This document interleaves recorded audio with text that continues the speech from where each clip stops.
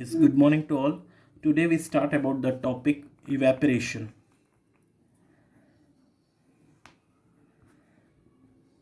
What is evaporation? So that the phenomenon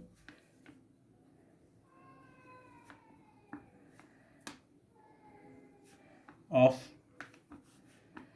change of a liquid into vapors at any temperature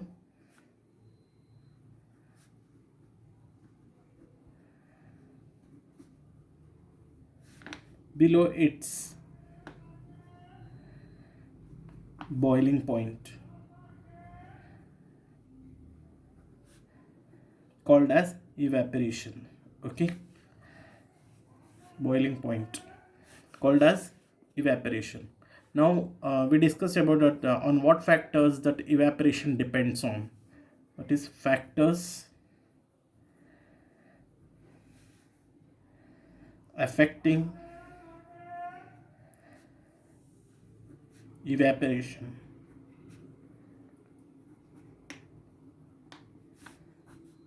The factors affecting evaporation. That first point is on surface area.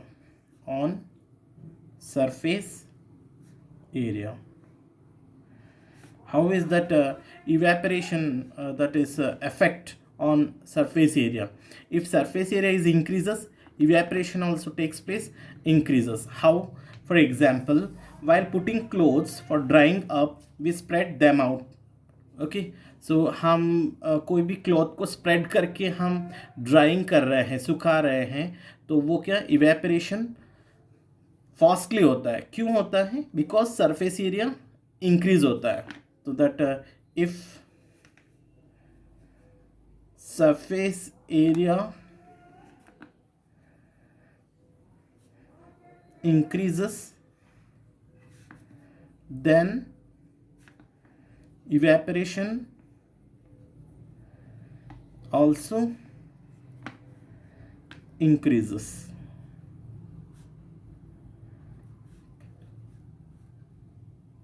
And vice versa.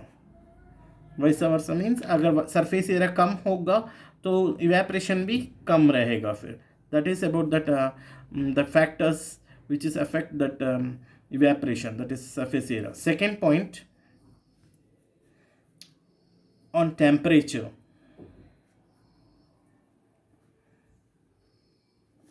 How it is the effect on temperature?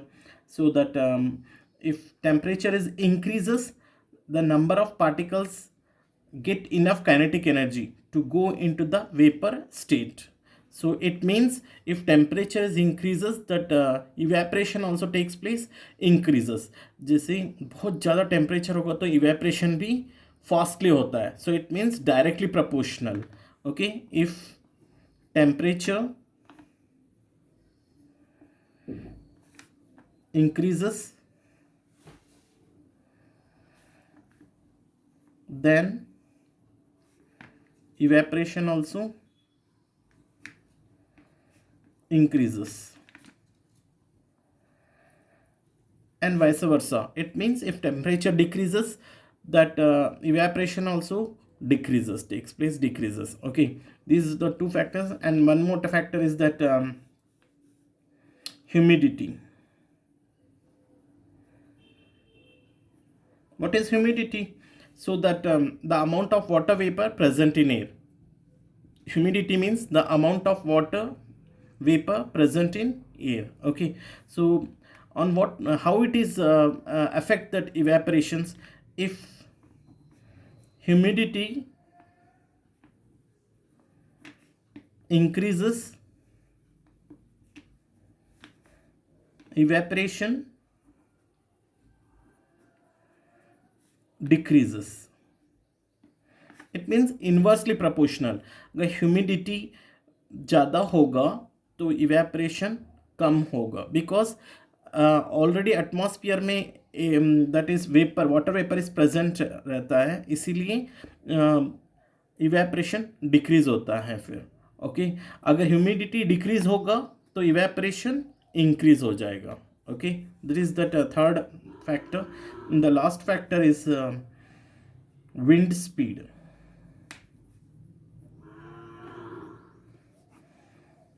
So wind speed किस तरह affect करता है evaporation में. तो if wind speed is increases evaporation also takes place increases. Okay so that because wind speed में क्या है, wind का स्पीड बहुत ज़्यादा होने के कारण इवेपोरेशन फास्टली हो जाता है और अमाउंट ऑफ वाटर वेपर भी कम ही रहता है साइड में सराउंडिंग्स में. ओके द सेम है that if wind speed increases then evaporation also increases. Okay these are the factors affecting that evaporation. Important है. evaporation definition हो गया. factors affecting evaporation 1 2 3 and 4. Next day, evaporation cause cooling.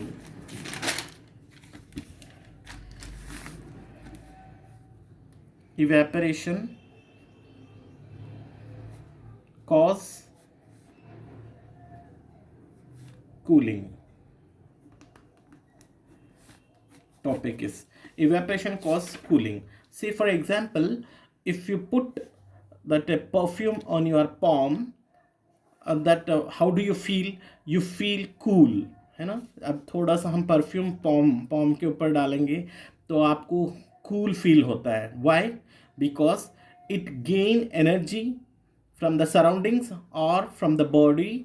So it that heating causes cooling effect. Okay so that is that question भी है आपको इन text में. So feeling cool कब होता है मतलब कि जो पॉम के ऊपर. सो क्या पूछा है क्वेश्चन इन टेक्स्ट में देखो. Why does our palm feel cold when we put some acetone और पेट्रोल और परफ्यूम ऑन इट. उसका आंसर है so that is why does our palm feel cold when we put some acetone or perfume on it or petrol.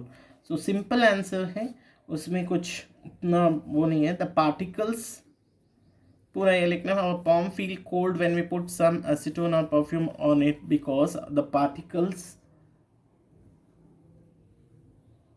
gain energy from our palm or surroundings and evaporate, causing the palm to feel cool. ये answer है. Very simple. हमारे palm के ऊपर रखेंगे तो हमारे ये जो हमारे हीट है ना बॉडी के अंदर वो ऑब्जर्व करेगा या सराउंडिंग में जो हीट है उसको ऑब्जर्व करेगा. इवेपरेट होने लग जाएगा. इवेपरेट जैसे होगा हमें feel cool.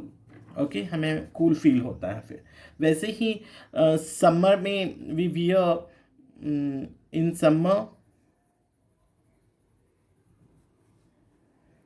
we wear cotton clothes.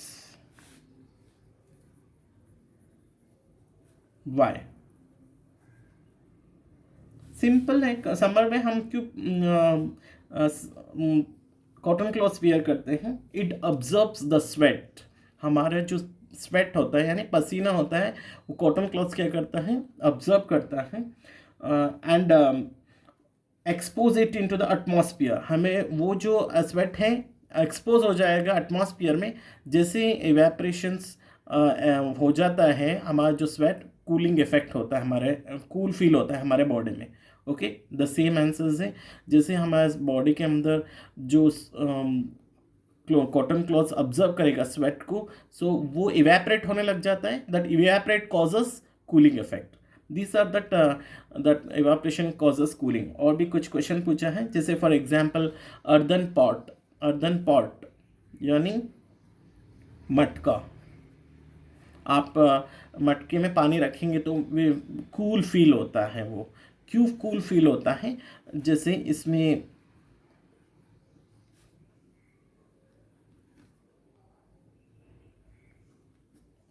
इस मटके के जस्ट यहाँ पर क्या होता है, छोटे छोटे होल्स होते हैं, छोटे छोटे बहुत ही स्मॉल होल्स होता है या पोर्स होता है। तो इसके अंदर जो बाहर निकलता है वाटर, इट गेट इवेपरेट्स। ये पोर्स में जो वाटर ड्रॉपलेट्स जो बाहर निकलते हैं, तो वो इवेपरेट होने लग जाता है। दैट इवेपरेट होने के बाद ये अंदर का वाटर कूल हो जाता है फिर। So that's why that earthen pot में वाटर कूलिंग इफेक्ट बताता है फिर। Okay, this is also in your topic. This is the end of the first chapter. Now कुछ एक्सरसाइज में दिया है क्वेश्चन। सो हमें convert kelvin into Celsius scale. से फॉर एग्जाम्पल 293 केल्विन है, उसको सेल्सियस में कन्वर्ट करना है। मैं ऑलरेडी बता दिया था 0 degree Celsius is equal to the 273 kelvin. So हमें क्या करना है, अगर केल्विन में दिया है तो सेल्सियस में कन्वर्ट करने के लिए हमें माइनस करना है। 293 माइनस 273, तो कितना आया? दैट इज 20 डिग्री आया। तो आंसर कितना है? 20 डिग्री सेल्सियस लिखना ज़रूरी है, क्योंकि ये सेल्सियस में कन्वर्ट किया है। वैसे का वैसे ही होमवर्क दे देंगे। हमें आपके बुक में दिया है 470 डिग्री केल्विन है, और भी दिया है आपको 300 है केल्विन है, और है 573 केल्विन है। ये तीनों होमवर्क हैं आपको। इंटेक्स का है ये दोनों क्वेश्चन, और ये तो एक्सरसाइज का है। आप सेल्फ ट्राई करना है, ईजी है। वैसे अब देंगे हमें convert Celsius into kelvin. Celsius into kelvin कितना होगा? जैसे 225 डिग्री सेल्सियस दिया है। 25 डिग्री सेल्सियस में हमें पता है कि 0 degree Celsius is equal to that 273 degree Kelvin है।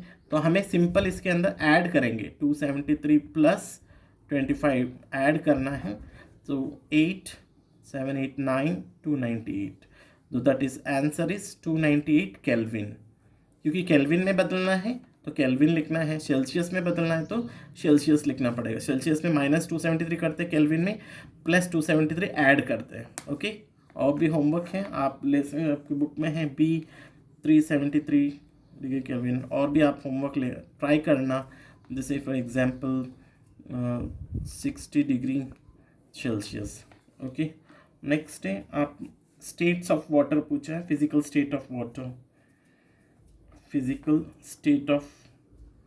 वाटर,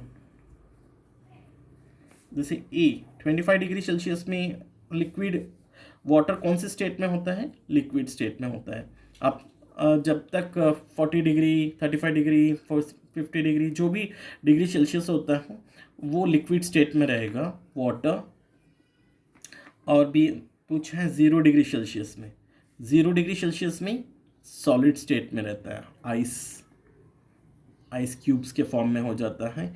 और अगर हीट ऑब्जर्व नहीं करेगा तो सॉलिड स्टेट में रहेगा फिर। ओके, और नेक्स्ट दिया है 100 डिग्री सेल्सियस। 100 डिग्री सेल्सियस में किस में फॉर्म में होगा? स्टीम यानी गैशियस फॉर्म में रहेगा फिर, गैस फॉर्म में रहेगा फिर। Okay, this is about that. और भी क्वेश्चन आंसर है जो आप टेक्स्ट का रहने दो, और एक्सरसाइज का बाकी का सारे कंप्लीट करना, और इजी है। यहाँ पे आप देख लेना। ओके, एक क्वेश्चन है, देखो यहाँ पे एक्सरसाइज का 5th that is third question है गिव रीजन। गिव रीजन है, इसमें पूछा है क्वेश्चन में naphthalene balls,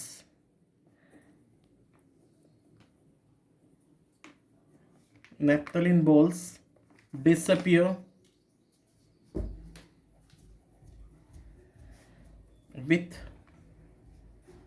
time without leaving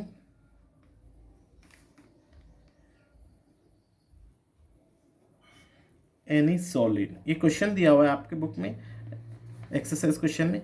इसमें सिंपल है, नैप्थेलिन बॉल्स आपने देखा होगा कि नैप्थेलिन बॉल्स यानी जो कपड़े के अंदर रखते हैं ताकि उसके अंदर जो कोई भी इंसेक्ट्स नहीं आना चाहिए बचाव के लिए, फिर सो वो सॉलिड स्टेट में रहता है और वो डिसअपियर होगा, किस फॉर्म में हो जाएगा, गैशियस फॉर्म में हो जाएगा। क्यों होगा? बिकॉज इट सब्लाइम होगा, सब्लिमेशन प्रोसेस मैंने बताया था। सब्लिमेशन प्रोसेस का डेफिनेशन क्या है? That the substance which changes solid substance into A directly gaseous without changing in liquid state, that is sublimation. तो वो इसमें भी सेम है, सब्लाइम होता है ये इस प्रोसेस में। इसका आंसर है कि क्यों नैप्थेलिन बॉल से, वही है आंसर जो आपको बताया गया है कि बाय ऑब्जर्विंग, आंसर है by observing heat energy from the surroundings, it slowly sublime। मैंने कल बता दिया, सब्लाइम मीन्स सब्लिमेशन प्रोसेस, यानी solid directly changes into gaseous without forming liquid state, okay, that is called as a sublime। ये answer इतना है, आप याद रख लेना है इसका आंसर, ओके। और बाकी का क्वेश्चन आंसर्स आपको कर लेना नोट्स में, और इन टेक्स्ट का क्वेश्चन कर लेना, ओके। Thank you.